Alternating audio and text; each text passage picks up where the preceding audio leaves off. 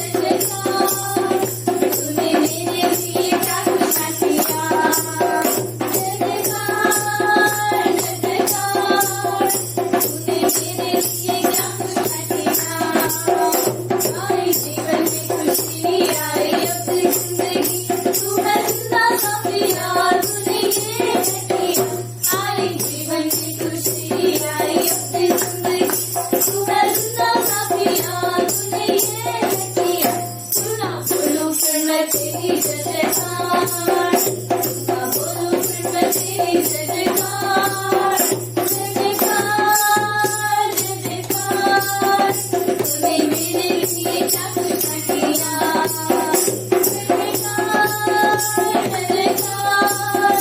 तूने मेरे लिए क्या कुछ न किया तूने मेरे लिए क्या कुछ न किया।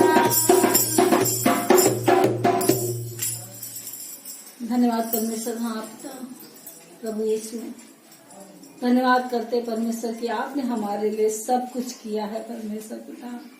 हमारे जीवन में एक खालीपन था परमेश्वर, उसे और कोई भर नहीं सकता था परमेश्वर। निराशा थी परमेश्वर, लेकिन आपने हमारे जीवन में खुशियां दी। आप हमारे जीवन में जब से आए हमारा जीवन बदल गया परमेश्वर, क्योंकि अब हमारे पास आशा है, निराशा नहीं परमेश्वर। प्रभु धन्यवाद करते परमेश्वर, आप हमारी आराधना के योग्य परमेश्वर हो। आप पवित्र परमेश्वर हो, योग्य परमेश्वर हो पिता, जिसका हम दिल से आदर करते परमेश्वर। प्रभु धन्यवाद करते परमेश्वर, आप आदर के योग्य परमेश्वर हो पिता। थैंक यू लॉर्ड परमेश्वर, धन्यवाद परमेश्वर। योग्य केवल योग्य केवल तू, योग्य केवल तू ही प्रभु मेरे प्रभु यीशु। पवित्र केवल तू,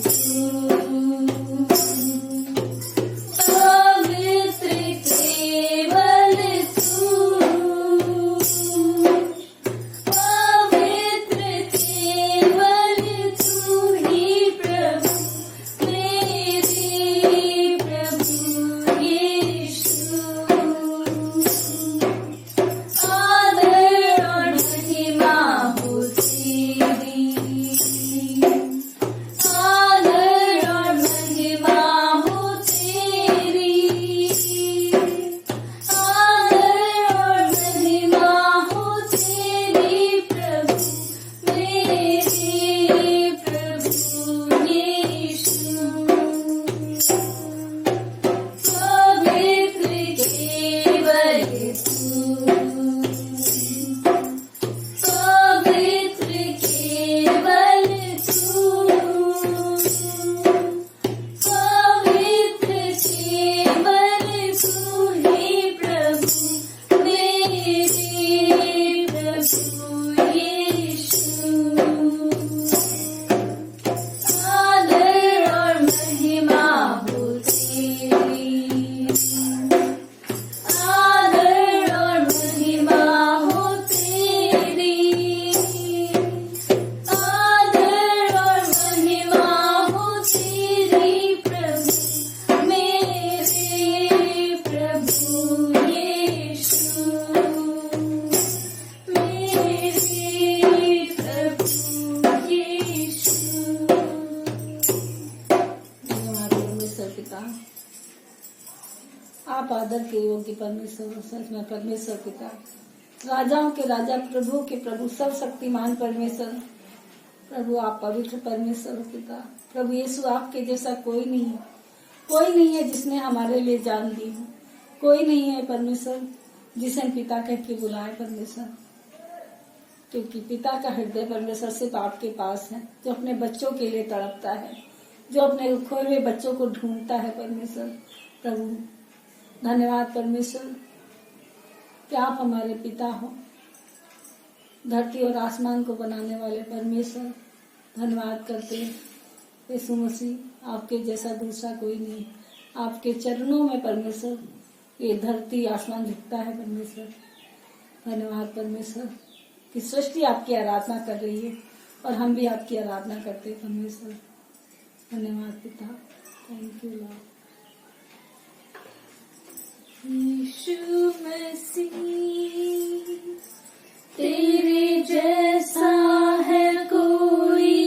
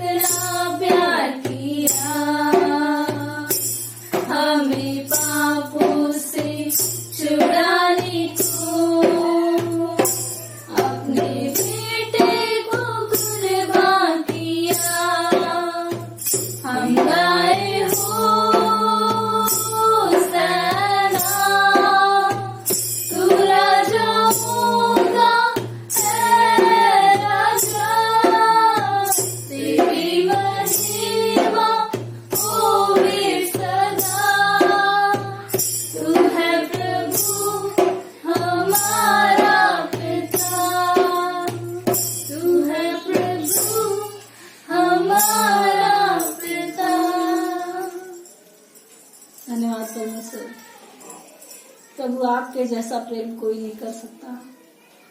आपने हमसे इतना प्रेम किया परमेश्वर कि अपना इकलौता पुत्र दे दिया ताकि हम नरक से बच जाएं, हम शैतान के बंधनों से छुड़ाए जाएं।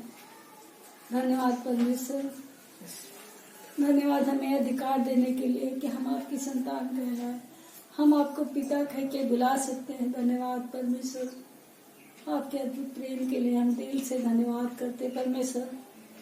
धन्यवाद परमेश्वर, आगे के समय को हम आपके चरणों में रखते हैं पिता, आशीषित करना।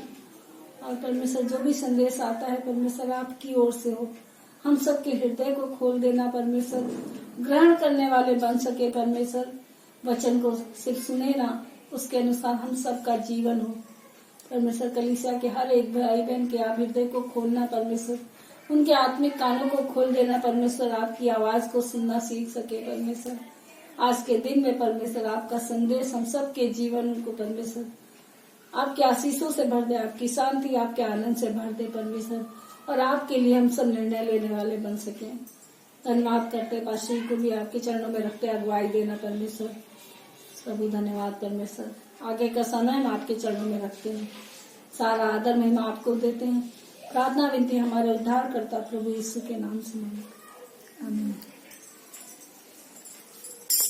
आइए परमेश्वर के वचन में चलते हैं। दूसरा कुरिन्थियों की किताब 5वां अध्याय और वचन 17 हम लोग देखते हैं। दूसरा कुरिन्थियों की किताब 5वां अध्याय और 17 वचन देखेंगे हम लोग। वचन 17 कहता है कि इसलिए जो कोई मसीह में है वो नई सृष्टि है, पुरानी बातें बीत गई हैं, देखो सब बातें नई हो गई है। यहाँ परमेश्वर का वचन कह रहा है कि जो मसीह में है, यानी जो प्रभु यीशु में है, वो अब नई सृष्टि है, और उसके जीवन में जो पुरानी बातें हैं वो सब बीत गई हैं, उनका समय खत्म हो गया है। अभी वो प्रभु में है, वो नया है, नई सृष्टि, उसने नया जन्म पाया। वचन 18 कहता है सबके सब ये सब बातें परमेश्वर की ओर से है, जिसने मसीह के द्वारा अपने साथ हमारा मेल मिलाप कर लिया और मेल मिलाप की सेवा हमें सौंपी है। अर्थात परमेश्वर ने मसीह में होकर अपने साथ संसार का मेल मिलाप कर लिया और उनके अपराधों का दोष उन पर नहीं लगाया, और उसने मेल मिलाप का वचन हमें सौंपा है। 20 इसलिए हम मसीह के राजदूत हैं, मानो परमेश्वर हमारे द्वारा विनती कर रहा है कि हम मसीह की ओर से निवेदन करते हैं कि परमेश्वर के साथ मेल मिलाप कर लें। जो पाप से अज्ञात था उसी को उसने हमारे लिए पाप ठहराया कि हम उसमें होकर परमेश्वर की पवित्रता बन जाएं। ये प्रार्थना करते हैं। परमेश्वर धन्यवाद देते हैं, आज के इस समय को आपके हाथों में सौंपते हैं। प्रभु यीशु प्रार्थना करते हैं परमेश्वर कि हमें अपने वचनों से अगुवाई करो पिता। और प्रभु आज जब हम इस संदेश में प्रभु आगे बढ़ रहे हैं तो पवित्र आत्मा आप अपने वचनों के द्वारा हम सबको सिखाओ प्रभु, क्योंकि आपका वचन हमारे लिए ज्योति है और हमारे जीवन के लिए वही उजियाला है। प्रभु धन्यवाद देते हैं क्योंकि संसार में चारों तरफ अंधकार है। बेशक प्रकाश होने है बहुत सारा, पर फिर भी अंधकार है, लोग अंधकार में हैं। पर प्रभु आपका वचन हमारे लिए ज्योति बनता है। धन्यवाद देते हैं पिता कि आपने हमें बचाया है, हम नई सृष्टि हैं, हम बचा लिए गए लोग। धन्यवाद देते हैं परमेश्वर आपके इस प्रेम के लिए, क्योंकि हम भी पाप में थे और हम भी दूर थे, पर आज हम नज़दीक हैं, आज हम बचाए गए, और वो भी किसी कर्मों की वजह से नहीं, किसी अच्छे काम की वजह से नहीं, परंतु आपके बलिदान के द्वारा। धन्यवाद देते हैं परमेश्वर, आपकी महिमा करते हैं, प्रभु यीशु के नाम से मांगते हैं, आमीन आमीन। तो जैसा कि हम लोगों ने वचन पढ़ा दूसरा कुरिन्थियों का 5वां अध्याय और 17 में कहता है कि हम नई सृष्टि हैं।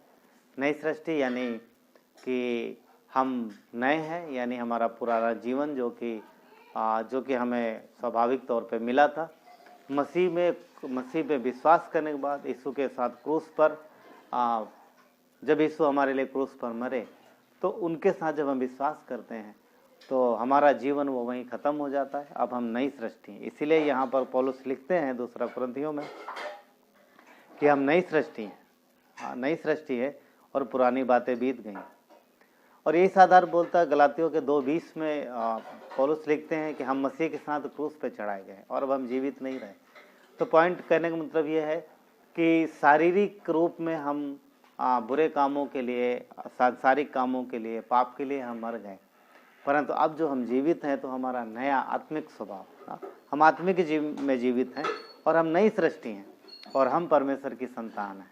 हम परमेश्वर की संतान हैं, हम उसके वारिस हैं और परमेश्वर हमें अपनी संतान कहता है क्योंकि उसने हमें अपने आत्मा के द्वारा, अपने वचन के द्वारा हमें इस बात को हमारे जीवन में प्रकट किया और हमने विश्वास किया और जिसके द्वारा मसीह यीशु के द्वारा हमने नया जन्म पाया। जो व्यक्ति मसीह पे विश्वास करता है, उसके जो उसने क्रूस पर अपना बलिदान दिया उसमें और उसके लहू पर कि उसने लहू बहाया, पश्चाताप करता है तो वो परमेश्वर की संतान बनता है। क्यों? क्योंकि उसने मसीह के बलिदान पर विश्वास किया, उसके मारे जाने, गाड़े जाने और जी उठने पर, तो वो मसीह की संतान बनता है। और जब हम संतान हैं तो हम वारिस भी हैं, राइट? हम वारिस भी हैं और परमेश्वर के सारे अधिकार ना यीशु ने जो भी हमारे लिए किया है और उसके द्वारा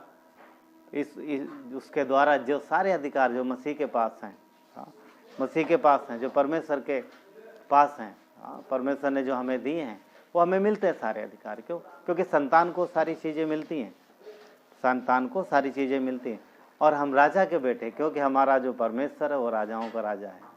पुराने समय में राजा हुआ करते थे और राजा का जो राज्य होता था उस राज्य में राजा जो भी कहता था वो उसका कहना एक कानून के जैसे हो जाता था और उसकी आज्ञा को कोई भी टाल नहीं सकता था, कोई भी उसकी आज्ञा को टाल नहीं सकता था क्योंकि राजा का कहना ही नियम और कानून हो जाता था और प्रजा को मानना ही पड़ता था, प्रजा को उसकी बात को मानना ही पड़ता था। क्यों? क्योंकि राजा का हुक्म है। परंतु इस सारे नियम और इस सारे जो आदेश होते राजा के, उसमें प्रजा उसमें बंधी होती थी, परंतु राजा की संतान कभी भी उसमें उस नियमों से बंधी नहीं होती थी। वो सारे रूल्स नियम और प्रजा के लिए होते थे, राजा की संतान के लिए नहीं होते, वो फ्री होते थे। कई सारी जगहों पर प्रजा जा नहीं सकती थी, पर राजा के जो संतान है, जो वारिस हैं, जो राजकुमार राजकुमारियां हैं, वो कहीं भी जा सकते हैं। तो आज जो संसार में बंदिशें हैं, जो संसारिकता है, जो शैतान ने बहुत सारी चीज़ें बना के रखी हैं, जो बंधन है, हम उन सब से छूट गए, उनका हम पर कोई असर नहीं पड़ता। क्यों? क्योंकि हम राजाओं के राजा के संतान, हम राजाओं के राजा के संतान और हम फ्री हैं। हम उन चीज़ों में बंधे हुए नहीं हैं, उन चीज़ों में बंधे हुए नहीं हैं। पाप के जो कार्य हैं हम उनमें बंधे हुए नहीं हैं, वो हमें गुलाम नहीं बना सकते। अब उनका हम पर अधिकार नहीं है। हाँ, अभिलाषा है, टेम्पटेशन है, बहुत सारी चीज़ें, शैतान है जो बहुत सा मन में लालसा डालता है, परंतु हम बंदिश में नहीं हैं, हम मतलब गुलाम नहीं हैं, हम बंधे हुए नहीं हैं। ये ध्यान रखने वाली बात है, क्योंकि हम राजा के बेटे हैं, हम राजा के संतान हैं, हम वारिस हैं उसके। और परमेश्वर हमारा जो पिता है। इस संसार में बहुत सारे लोग जो कि इस संसार में हैं और अपने को बड़ा मानते हैं, और वो उनको कई सारी चीज़ों का घमंड होता है और कई सारे न VIPs लोग बहुत सारे होते और उनके लिए बहुत सारी चीज़ों का मतलब बहुत सारी चीज़ें उनके पास अवेलेबल होती है और उन्हें बहुत चीज़ों का घमंड होता है। मगर इस धरती पर चाहे जितना VIP व्यक्ति हो, हम उन सब से बढ़ के हैं, क्योंकि उनका जो बड़ापन है वो धरती का है और हमारा स्वर्गीय है। हम स्वर्ग के नागरिक हैं और हम स्वर्ग के परमेश्वर की संतान हैं, हम परमेश्वर के संतान हैं और ये हमारे लिए और आप सबके लिए बड़ी बात है। इसलिए हम जब इस धरती पर हैं तो हम राजकुमार और राजकुमारियों जैसा जीवन जिए। क्यों? क्योंकि हम नई सृष्टि हैं, हम परमेश्वर की संतान हैं। परमेश्वर, जब हम पाप में थे तब हम उससे बहुत दूर थे, हम उससे बहुत दूर थे, और परमेश्वर का हमारा कोई रिश्ता नहीं था, किसी भी प्रकार का कोई संबंध नहीं था। क्यों? क्योंकि हम पाप में थे और परमेश्वर हमसे कोई रिश्ता नहीं रख सकता था। परंतु मसीह यीशु में हम स्वीकार किए गए, मसीह यीशु में हम स्वीकार किए गए और हम नई सृष्टि हैं। अब हम मसीह यीशु में परमेश्वर की संतान हैं। हाँ, हम उसके संतान हैं, हम उसके राज्य के वारिस हैं। और इसीलिए यहाँ पर दूसरा कुरिन्थियों में पौलुस ने लिखा है कि हम नई सृष्टि हैं, हम नई सृष्टि हैं। इफिसियों का 2:13 कहता है, पर अब जो मसीह यीशु में पहले तुम दूर थे, अब उसके लहू के द्वारा निकट हो गए हो। तो अब हम परमेश्वर के निकट, नजदीक हैं, हम संतान हैं, उसके वारिस हैं। हम परमेश्वर के वारिस हैं, और वारिस हैं तो जो वारिस होता है वो कई सारी चीज़ों का अधिकारी भी होता है। दूसरा कुरिन्थियों में जैसे कहा 5:17 में, यदि कोई मसीह में है वो नई सृष्टि। ध्यान है, नई सृष्टि कहाँ पर है? जो मसीह में है। कहाँ है? जो मसीह में है वो नई सृष्टि है, बाकी नई सृष्टि कहीं नहीं है, और कहीं नहीं। जो यीशु में है वो नई सृष्टि है। हाँ, और पहले हम कौन से थे? रोमियो का 11:17 कहता है कि हम जंगली दाग थे। जंगली दाग मतलब हम बगीचे के नहीं थे, हम उस बारी के नहीं थे, हम जंगली थे, जंगली दाग थे। और परमेश्वर ने हमें वहाँ से निकाला और अपने बगीचे में लगाया, अपनी दाखलता में लगाया। रोमियो का 11:17 इस प्रकार कहता है कि तो जंगली जैतून होकर उसमें साटा गया और जैतून की जड़ की चिकनाई का भागी हुआ। अब हम किसके सहभागी हुए? परमेश्वर के सहभागी हुए। हम जंगली थे, जंगली थे, परमेश्वर के बगीचे के नहीं थे। जैसा कि यीशु ने बोला ना, कुछ भेड़ें जो मेरी भेड़शाला की नहीं है, राइट। परंतु अब हम उस भेड़शाला के हैं, अब हम उस बगीचे के हैं। क्यों? क्योंकि मसीह यीशु ने हमारे पापों का दाम चुका दिया है और हमें खरीद लिया है अपना, एक्चुअली हमें अपनी संतान बना लिया है। तो हम उसके संतान हैं, हम उसके वारिस हैं। और अब हम जंगली नहीं हैं, अब हम कहाँ हैं? उसके बगीचे के हैं। तो अब हमारा जो स्रोत है वो कहाँ है? कौन है? मसीह यीशु है, वो हमारा स्रोत, वो हमारा स्रोत। जिस तरीके से कलम जो किसी पौधे की डाल को दूसरे के पौधे में बांधा जाता है और धीरे धीरे वो उसमें जुड़ जाता है, फिर जो जड़ होती है वो जड़ से रिसीव करता है और उसमें अलग ही तरीके के अच्छे फल फूल आते हैं। तो इसी तरीके से हम संसार में थे, बुराई में थे, पाप में थे और बहुत सारी चीज़ों में फंसे हुए थे। परमेश्वर ने हमें वहाँ से निकाला और अपने में लगाए, अपने देह में लगाए, अपनी कलीसिया में लगाए। आज हमारा सोर्स, हमारा जो स्रोत है, जो हमारे जीवन का स्रोत, वो कहाँ से आ रहा है? परमेश्वर से, मसीह यीशु से आ रहा है। इसलिए हमारे जीवन में कैसे फल आएंगे? पहले वाले जंगली नहीं, पहले जंगली फल आते थे, अब कैसे फल आएंगे? अब कैसे? अच्छाई के फल आएंगे, राइट। अब अच्छाई के फल आएंगे, वो फल जो परमेश्वर हमसे चाहते हैं। और वचन कहता है कि उसने हमें अपनी संतान बनाया, संतान बनाने उसने हमें खरीदा, एक्चुअली गोद लिया हो ना, हम उसके ले पालक पुत्र हैं, उसकी गोद ली हुई संतान है। कुलस्सियों के 1:21 कहता है कि तुम जो पहले निकाले हुए थे बुरे कामों के कारण मन से बैरी थे। क्या कहता है? कि हम पहले निकाले हुए थे और मन से बैरी थे। किस वजह से? सिर्फ और सिर्फ बुरे कामों की वजह से, सिर्फ और सिर्फ पाप की वजह से, और किसी वजह से नहीं। किस वजह से? सिर्फ और सिर्फ पाप की वजह से। और इसी का 22 कहता है, कुलस्सियों का 1:22, उसने अब अपने सांसारिक देह में मृत्यु के द्वारा तुम्हारा भी मेल कर लिया, ताकि तुम्हें अपने सम्मुख पवित्र और निष्कलंक और निर्दोष बनाकर उपस्थित करे। क्या कहता है? पवित्र, निर्दोष, निष्कलंक, पवित्र और निर्दोष और निष्कलंक बनाकर कहाँ उपस्थित करे? परमेश्वर, परमेश्वर के सामने उपस्थित करे, अपने सामने उपस्थित करे। क्यों? क्योंकि हम उसकी संतान हैं, उसने हमें अपनी संतान बनाया है, उसने हमें अपनी देह में लगाया। अब हम कहाँ से रिसीव कर रहे हैं? मसीह यीशु से रिसीव कर रहे हैं। हम अच्छा पोषण तत्व रिसीव कर रहे हैं। अब हमारे अंदर से जो बुराई के फल है वो नहीं, परंतु परमेश्वर की इच्छा अनुसार फल आएंगे। क्यों? क्योंकि परमेश्वर के संतान हैं और अब हम किसी चीज़ों में बंधे हुए नहीं हैं। एक चीज़ और साथ ही साथ, जो संतान होता है, जो संतान है, तो हम वारिस भी हैं। वारिस हैं हम। क्यों? क्योंकि अगर संतान है तो वारिस भी हैं। क्योंकि संतान का अधिकार होता है पिता की प्रॉपर्टी पर, पिता की संपत्ति पर, उसका अधिकार होता है। इसलिए जब हम परमेश्वर के वारिस हैं तो हम उसके संतान है तो उसके वारिस भी है। रोमियो का 8:17 कहता है, 8:17 कहता है कि यदि संतान है तो वारिस भी हैं। क्या है? यदि हम संतान है तो वारिस भी हैं, वरन वारिस और मसीह के संगी वारिस हैं।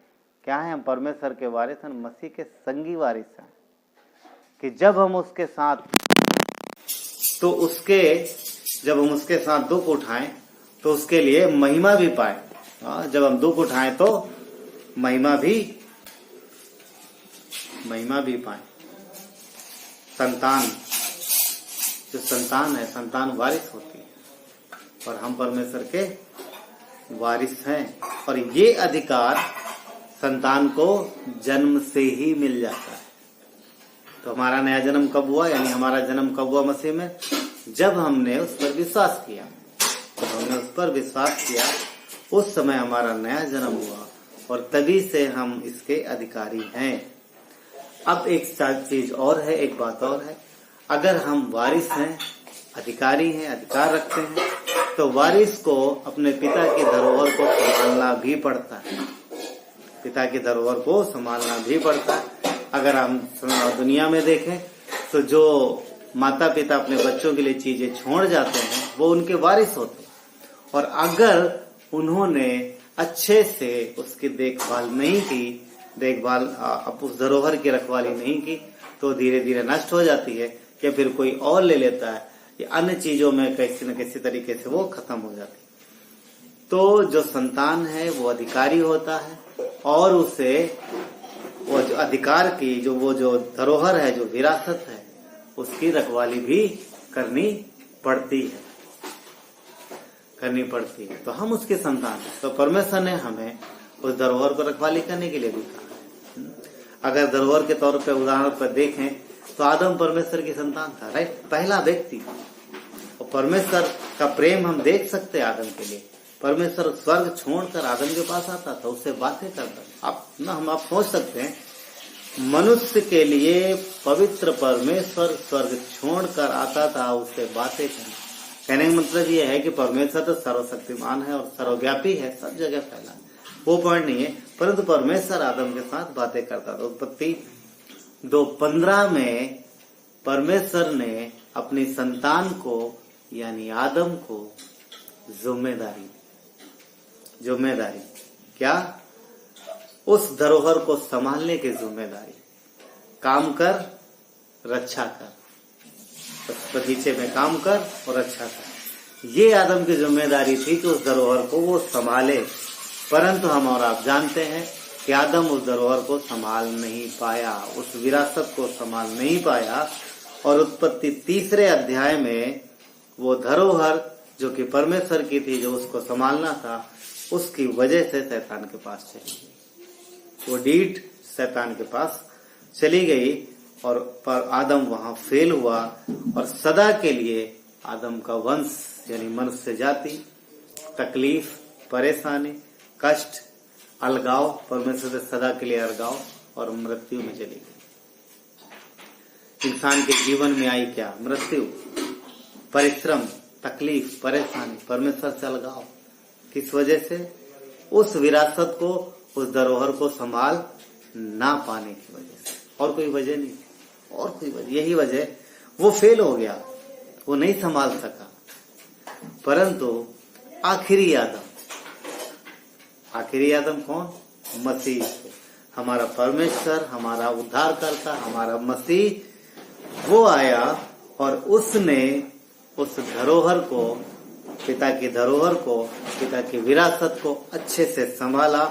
उसने दुख उठाया, उसने तकलीफें उठाई और अपने बच्चों को उसने बचाया और उस धरोहर को जो पिता ने जो काम सौंपा था उसे उसने पूरा किया। वो फेल नहीं हुआ, वो किसी तरीके से फेल नहीं हुआ और उसने वो अधिकार, वो जो जीत जो शैतान के पास चली गई थी, उसने वापस ले ली। आदम ने खोई और मसीह ने वो चीज प्राप्त की। इसीलिए हम मसीह में जब नया जन्म पाते हैं तो मृत्यु विश्वासियों के जीवन से निकल जाती है। इसीलिए 1 कुरिन्थियों 15 में वो कहता है कि हे मृत्यु तेरा डंक कहाँ आ रहा। हमारे पास अनंत जीवन है, किसकी वजह से? मसीह यीशु की वजह से। वो मरे हुए में से जी उठा, तो जो उस पर विश्वास करते वो कभी नहीं मरेंगे। आदम फेल हुआ परंतु मसीह यीशु कभी फेल नहीं हुए। हाँ, अगर वो फेल होते तो आज हम उसके विषय में बात नहीं कर रहे, आज हम लोग यहाँ नहीं होते। राइट, हम लोग यहाँ नहीं होते। क्यों? परमेश्वर फेल नहीं हुआ, वो विजयी हुआ। उसने शैतान के हाथ से वो छीन लिया। इब्रानियों का 5:8 कहता है, पुत्र होने पर उसने दुख उठा कर आज्ञा माननी सीखी। अब यहाँ पर हम क्या देख रहे हैं?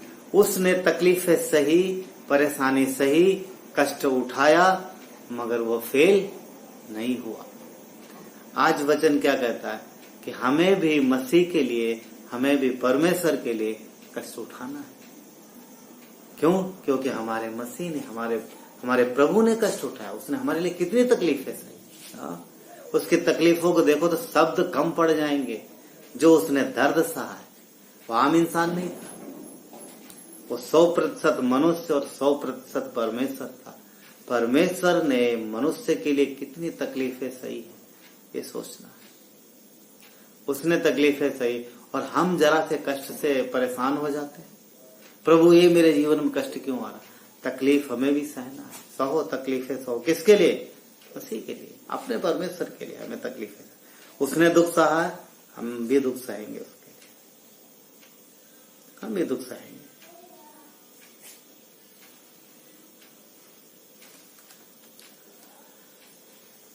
आदम फेल हुआ परंतु मसीह सफल हुआ। एक दूसरा उदाहरण अगर हम देखें, दूसरा उदाहरण दाऊद और सुलेमान के विषय में। कई सारे हैं परंतु हम देख सकते हैं दाऊद और सुलेमान के विषय में। दाऊद परमेश्वर के मन के पीछे चलने वाला था। परमेश्वर ने उससे कहा कि ये, हम वचन में पढ़ते हैं कि वचन क्या कहता है कि परमेश्वर को एक ऐसा मनुष्य मिल गया है जो उसके मन के पीछे चलता है। किसके विषय में परमेश्वर ने कहा? दाऊद के विषय में। दाऊद परमेश्वर के पीछे बचपन से चलता था और अंत तक चलता रहा। सारे कष्ट जो उसके जीवन में आए, उसने हर समय परमेश्वर पर भरोसा रखा और दाऊद सारे कष्टों से बाहर निकल पाया। क्यों?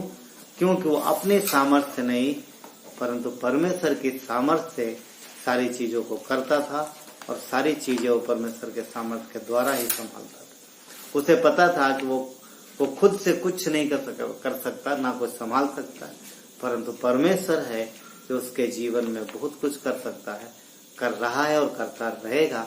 जीवन के अंत तक दाऊद परमेश्वर पर भरोसा रखता है और दाऊद के जीवन से परमेश्वर ने बहुत आयत की अपनी महिमा ली, बहुत महिमा ली परमेश्वर ने दाऊद, और दाऊद के राज्य को बहुत बढ़ाया। और आज भी हम देखते हैं कि मसीह किसके वंश से आया? दाऊद के वंश से। कोई नहीं कहता सुलेमान के वंश से आया। सुलेमान का नाम क्यों लिया? क्योंकि दाऊद का बेटा सुलेमान जो कि दाऊद की विरासत को संभालने वाला था। अगला राजा कौन बना था दाऊद के बाद? सुलेमान। सुलेमान को सब कुछ किया कराया मिल गया। दाऊद ने मेहनत करी, दाऊद ने इतनी लड़ाइयां लड़ी, दाऊद ने बहुत कुछ किया। सुलेमान को ज्यादा कुछ नहीं करना पड़ा, उसे सब कुछ किया कराया मिला। और वचन कहता है कि सुलेमान के जैसा सामर्थी राजा और बुद्धिमान राजा और धनी राजा संसार में फिर दोबारा कभी नहीं हुआ। जितना दाऊद ने कष्ट उठाया, जितना दाऊद ने दुख उठाया, उससे कितना ज्यादा सुलेमान ने सुख उठाया, एक तरीके से कह सकते हैं कि उसे बिना कष्ट के, बिना तकलीफ के जीवन जीना पड़ा। दाऊद ने कितना जीवन कष्ट में बिताया, परंतु वो जब वो राजा बना तो उसे किसी तरीके का ज्यादा कष्ट नहीं पड़ा उसे। और दाऊद अपने पूरे जीवन काल में बहुत से लड़ाइयां लड़ी, परंतु सुलेमान को एक भी लड़ाई लड़नी नहीं पड़ी। पर इतना ही नहीं, सुलेमान को परमेश्वर ने बहुत बुद्धि दी, उसकी प्रशंसा की और संसार भर में उसका नाम फैला। ये बहुत ही बुद्धिमान राजा हुआ और उसकी ख्याति, उसकी जो प्रशंसा है पूरे संसार भर में हो गई। ये सुलेमान, परमेश्वर ने इसे बहुत सामर्थी बनाया। परंतु सुलेमान शुरू में तो बहुत अच्छा चला, परंतु अंत तक वो अच्छा नहीं चला। सुलेमान अपने पिता के जैसा जीवन के अंत तक अच्छे से परमेश्वर के पीछे नहीं चला और सुलेमान अपने जीवन में वो फेल हुआ। सुलेमान फेल हुआ और उसने वो सारे नियम तोड़े जो परमेश्वर ने कहा था राजा को करने के लिए। हम लोग देखते हैं व्यवस्था विवरण के 17 अध्याय में परमेश्वर ने राजाओं के कुछ नियम दिए कि जो राजा हो वो इन नियमों को माने, उसे ये नियम करने हैं।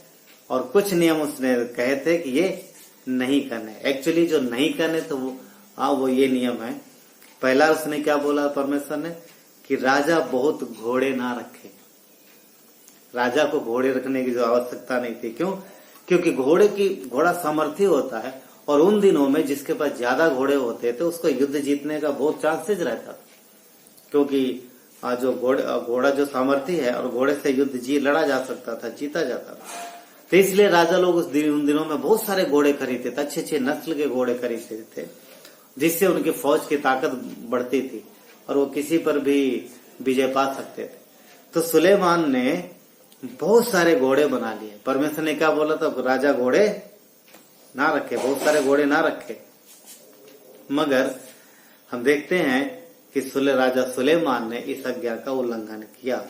पहला राजा 10 अध्याय वचन 26 से 28 में आप देखोगे तो वहां पर मिलता है कि सुलेमान ने बहुत सारे घोड़े बना लिए, बहुत सारे घोड़े खरीदे।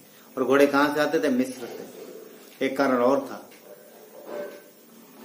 इस आज्ञा के पीछे, क्योंकि घोड़ों की अच्छी नस्ल जो है मिस्र में ही मिलती थी। और परमेश्वर ने बोला था जब ये निकल के आ रहे थे इजरायली, परमेश्वर ने कहा था कि अब तुम उनका मुंह कभी नहीं देखोगे, यानी तुम कभी लौट के वहां नहीं जाओगे। और यदि घोड़े खरीदना है तो मिस्र जाना ही पड़ेगा। तो एक ये भी वजह थी जिसकी वजह से परमेश्वर ने बोला था कि घोड़े नहीं खरीदने। परंतु पहला राजा 10 अध्याय वचन 28 में आप देखोगे तो वहां पे लिखा है कि उसके घोड़े 1-2 करके नहीं खरीदे जाते थे, झुंड के झुंड घोड़े खरीदे जाते थे। बड़ी संख्या में घोड़े खरीदे जाते थे और सुलेमान के पास बहुत घोड़े थे। तो पहले आज्ञा इस तरह तोड़ी सुलेमान ने। दूसरी आज्ञा परमेश्वर ने बोला था राजा बहुत स्त्रियां ना रखे, राजा बहुत सी स्त्रियां ना रखे। व्यवस्था विवरण के 17 अध्याय वचन 17 में। और इस विषय में भी सुलेमान ने परमेश्वर की आज्ञा का उल्लंघन किया। और हम सब जानते हैं कि सुलेमान ने कितनी स्त्रियां की और कितनी शादी की। और ये मिलेगा पहला राजा 11 अध्याय वचन 1 से 6 में। और जहां पर लिखा है कि उसने 700 रानी और 300 अकेले रखे। ये सुलेमान ने इस आज्ञा का भी पूरी तरीके से उल्लंघन किया। और उसकी जो पत्नियां थी कहां से आई थी? अन्य जातियों से। और अन्य जाति लोग क्या करते थे हम सब जानते हैं। और परमेश्वर ने क्या बोला था कि तुम मेरे सिवा किसी की आराधना नहीं कर सकते। और इन्हीं अन्य जाति स्त्रियों ने सुलेमान के मन को भ्रमित किया और उसने इन स्त्रियों के लिए ये जिन को मानते थे उनके लिए उसने भवन बनवाए। इतने ही नहीं है, और भी बहुत सारी चीजें उसने की। उसने कितने सारे काम इन स्त्रियों के कहने से, क्योंकि ये स्त्रियां जहां से आई थी और जिन को मानते थे, जिन देव, उनकी उन्होंने भवन बनाए और उनकी आराधना उन्होंने इस्राएल देश में शुरू करी, जो कि अच्छी बात नहीं थी और परमेश्वर के लिए वो घृणित था। तीसरी आज्ञा सुलेमान ने तोड़ी। तीसरी आज्ञा परमेश्वर ने कहा था राजा अपना सोना चांदी ना बढ़ाए। ज्यादा धन इकट्ठा करने की जरूरत नहीं थी राजा को। हाँ, क्यों? क्योंकि अगर ज्यादा धन होगा तो फिर उसे धन पर भरोसा होगा, परमेश्वर पे भरोसा नहीं रहेगा। 3 बातें थी, तीनों चीजें राजा को नहीं करना चाहिए था, परमेश्वर ने मना किया। और ये बुद्धिमान राजा, दुनिया का सबसे बुद्धिमान व्यक्ति है, परंतु इन तीनों गलतियों को उसने किया। तीसरी क्या थी? राजा अपना सोना चांदी ना बढ़ाए, व्यवस्था 17 का 17 में। और राजा सुलेमान ने इस आज्ञा का उल्लंघन किया। पहला राजा 10, 14 से 25 और 27 में। वहां पे लिखा है 10 के 14 में कि साल भर का जो मिलता था सोना उसको, वो 666 किकार यानी लगभग 10 टन प्रति वर्ष था। और इसके अलावा और भी कई सारी जगहों से उसको सोने की प्राप्ति होती थी। 10 टन से ज्यादा सोना प्रति वर्ष सुलेमान के पास आता था। और इतना ही नहीं, चांदी के विषय में अगर बात करें तो वहां वचन कहता है कि चांदी इतनी थी राजा सुलेमान के पास, कहते हैं कि उसने यरूशलेम को चांदी से भर दिया था। आज्ञा क्या थी? राजा बहुत सारा धन ना बढ़ाए, पर उसने ये किया और धन उसके लिए ये फंदा बना। उसने घोड़े किससे खरीदे? इसी धन से खरीदे। शादी इतनी सारी की, इसने इतनी सारी लेके आया, किस वजह से? इसी धन की वजह से। और इसीलिए परमेश्वर ने ये नियम दिए थे कि राजा को इन 3 चीजों से दूर रहना है।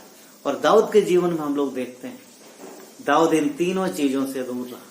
हाँ, उसके कई स्त्रियां थी, मगर दाऊद परमेश्वर के ओर से कभी फिरा नहीं, कभी नहीं फिरा। परंतु सुलेमान तो बहुत, दाऊद के पास कुछ 6-7 रानियां थी शायद, उसके हिसाब से लगभग 6-7-8 अप्रोक्स इतनी थी। परंतु सुलेमान ने इतनी ज्यादा की कि वो हद से बहुत आगे निकल गया। दाऊद हमेशा परमेश्वर पे भरोसा रखा दाऊद ने। और सुलेमान यहाँ क्या क्या कर रहा, सारी उसने आज्ञा तोड़ी। राइट, सुलेमान ने हर आज्ञा तोड़ी जो परमेश्वर ने कहा था कि ना करना। उसने वही किया जो परमेश्वर को पसंद नहीं था। और इसका परिणाम सुलेमान के जीवन में दिखाई देता है। सुलेमान के बुरे कामों की वजह से ही परमेश्वर ने इजराइल राज्य के 2 भाग कर दिए। पर दाऊद की विश्वास योग्यता की वजह से परमेश्वर ने सुलेमान के साथ भी परमेश्वर विश्वास योग्य रहा और सारी उम्र तक सुलेमान गद्दी में बैठा रहा। परंतु सुलेमान के जाने के बाद राज्य 2 भागों में विभाजित हुआ। और परमेश्वर की विश्वास योग्यता यह है कि वचन कहता है कि परमेश्वर ने कहा कि मैं अपने दाऊद, है ना, अपने जो अब मेरा दास जो दाऊद ना, उसकी वजह से मैं 2 गोत्र इसके पास छोड़ दूंगा। और अब देखते हैं कि वहां पर एक हुआ। धन ना, सुलेमान के पास बहुत धन था और उसने धन का सही उपयोग नहीं किया। परमेश्वर कई बार, पता क्या, कई बार परमेश्वर अपने बच्चों को प्रशिक्षण देता है, सिखाता है। मत्ती का 6:33 क्या कहता है कि पहले मेरे राज्य और धर्म की खोज करो, बाकी सारी वस्तुएं तुम्हें मिल जाएंगी। एक्चुअली वह जो मिल जाएंगे वर्ड बोलता है ऐड कर दी जाएंगी, जोड़ दी जाएंगी। राइट, जब हम उसके राज्य और धर्म की खोज करते हुए आगे बढ़ते रहते तो हर एक आवश्यक वस्तु परमेश्वर हमारे रास्ते में लाता जाता है। पॉइंट क्या है, पहले ये क्यों बोला कि मेरे धर्म और राज्य की खोज करो? क्यों? धर्म की खोज करना क्या? परमेश्वर के वचन, उसकी धार्मिकता क्या? उसका वचन। जब हम उसके वचन के अनुसार जीवन जीते हैं तो परमेश्वर की धार्मिकता है। और परमेश्वर ने कहा कि तुम मेरा राज्य धर्म की खोज करो। पॉइंट क्या है, कहने का मतलब यह है कि पहले तुम सीखो, पहले तुम जानो मेरी इच्छा क्या है। और जब तुम जान जाओगे और तुम मुझ पे विश्वास करके आगे मेरे वचनों के अनुसार चलोगे, जीवन जियोगे, तो मैं तुम्हें फिर वो सारी आशीषें दूंगा। क्योंकि अब तुम एबल हो, अब तुम योग्य हो गए। हाँ, परमेश्वर इसलिए कहता है पहले सीखो। क्यों? क्योंकि अगर ऐसे देगा तो हम यही गलतियां करेंगे जो सुलेमान ने की। सोचो, इतना बुद्धिमान व्यक्ति जब इस तरीके की हरकतें कर सकता है तो फिर एक साधारण मनुष्य क्यों नहीं कर सकता? इसलिए परमेश्वर कहता है कि पहले तुम मेरी इच्छा को खोजो। क्यों? क्योंकि तुम मेरी संतान हो, और संतान होने के नाते ये फर्ज है कि तुम जानो मेरे पिता की क्या मर्जी है, क्या इच्छा है उसकी हमारे जीवन में। और जब तक हम इच्छा नहीं जानेंगे तो कैसे हम उसकी इच्छा के पीछे चलेंगे? वो ऐसे ही हमें कोई बड़ी धरोहर नहीं सौंप सकता। हाँ, हम वारिस हैं, ऑफकोर्स वारिस हैं, पर धरती पर परमेश्वर हमें जो काम सौंपता है तो पहले हमें योग्य बनाता है। हम सीखते हैं, वो योग्य बुलाता नहीं है पर वो योग्य बनाता है। आप समझ पा रहे बात को ना? परमेश्वर योग्य बुलाता नहीं, हम जैसे वैसे बुला लेता। बोलता तुम जैसे हो वैसे मुझे प्रिय हो, परंतु अब तुम मेरी देह में हो, अब तुम मेरी कलीसिया में हो, अब तुम्हें मेरे धार्मिकता को सीखने की जरूरत है। अब है जरूरत सीखने की, अब है वचन पे चलने की जरूरत, अब है विश्वास का कदम लेने की जरूरत। क्यों? क्योंकि जब हम विश्वास करते हैं और विश्वास पे चलते हैं तो इफिसियों का 1:3 क्या कहता है कि हम सारी आशीषों आत्मिक आशीष है हमारे पास, हम हर चीज। क्यों? क्योंकि हम उसके संतान हैं और हम वारिस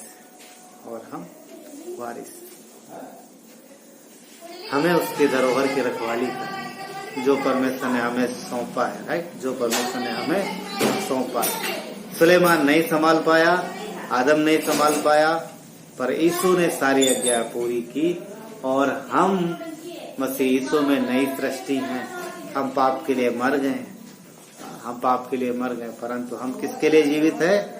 मसीह के लिए, उसकी धार्मिकता के लिए जीवित है। तो हमें परमेश्वर के राज्य को बढ़ाना है और उसकी इच्छा पूरी करनी है। परमेश्वर के अनुसार हमें अपने जीवन को जीना है।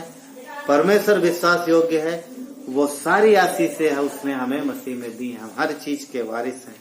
हमें धैर्य से, पूरी अधीनता से सीखना है और उसकी विरासत को जो उसने हमें दी है, जो जिम्मेदारी उसने हमें दी है, हमें उसको संभालना है, परंतु अपनी ताकत से नहीं, परमेश्वर के सामर्थ्य, उसके वचन के अनुसार, उसकी इच्छा के अनुसार। क्यों? क्योंकि संतान को अपने पिता की इच्छा को जानना जरूरी है, और इतना ही नहीं, उस इच्छा पर चलना भी जरूरी है। परमेश्वर ने हमें अपने संतान बनाया है और हम उसके राज्य के वारिस हैं। हम जब वारिस हैं, जब हमारे पास परमेश्वर का प्रेम है, हम वारिस हैं उसके धरोहर के। परमेश्वर ने हमें जिम्मेदारी दी और उस जिम्मेदारी को हम परमेश्वर की इच्छा अनुसार निभाएं। क्यों? क्योंकि जब संतान है तो हम फिर वारिस हैं, तो वो विरासत परमेश्वर ने जो हमें दी है, और वो चाहता है कि उस विरासत को हम बढ़ाएं। और विरासत क्या है? परमेश्वर की इच्छा को इस जीवन में पूरी करें। और हम कैसे जानेंगे? परमेश्वर के वचन के अनुसार चलें। तो प्रभु आप सबको आशीष दे, ये प्रार्थना करते हैं। परमेश्वर धन्यवाद देते हैं आपके प्रेम और दया के लिए। प्रभु यीशु, आपने अपने लहू के द्वारा हमें खरीदा है, हमें अपनी संतान बनाया है। हम वारिस हैं प्रभु, आपके राज्य के पिता परमेश्वर। प्रभु सारी आशीषें हमारे लिए है प्रभु, पर पिता हम अधीनता के साथ, दीनता के साथ, नम्रता के साथ सीखें प्रभु। पिता हर एक व्यक्ति को, परमेश्वर हर एक भाई बहन को आशीष देना प्रभु यीशु पिता, और हर एक को ब्लेस करना परमेश्वर। प्रभु हम इस संसार में जब तक हैं तब तक हम आपके नाम को ऊंचा उठा सकते हैं, अपने जीवन से आपको महिमा दे सकते हैं। परंतु भजन संहिता 30 में वचन कहता है, क्या मिट्टी तेरा धन्यवाद कर सकती? नहीं कर सकते। प्रभु जब तक हम आपके इस धरती पर, जब तक हम जीवित हैं, तभी तक हम आपकी इच्छा अनुसार चल सकते हैं। परमेश्वर धन्यवाद देते हैं, आपकी महिमा करते हैं। प्रभु हम सबके जीवन को इस्तेमाल करो और हम सबके जीवन से अपनी महिमा लो। थैंक यू, धन्यवाद देते हैं। सारा आदर गौरव महिमा आपको देते हैं। प्रार्थना विनती उद्धार करता प्रभु यीशु के नाम से, आमीन।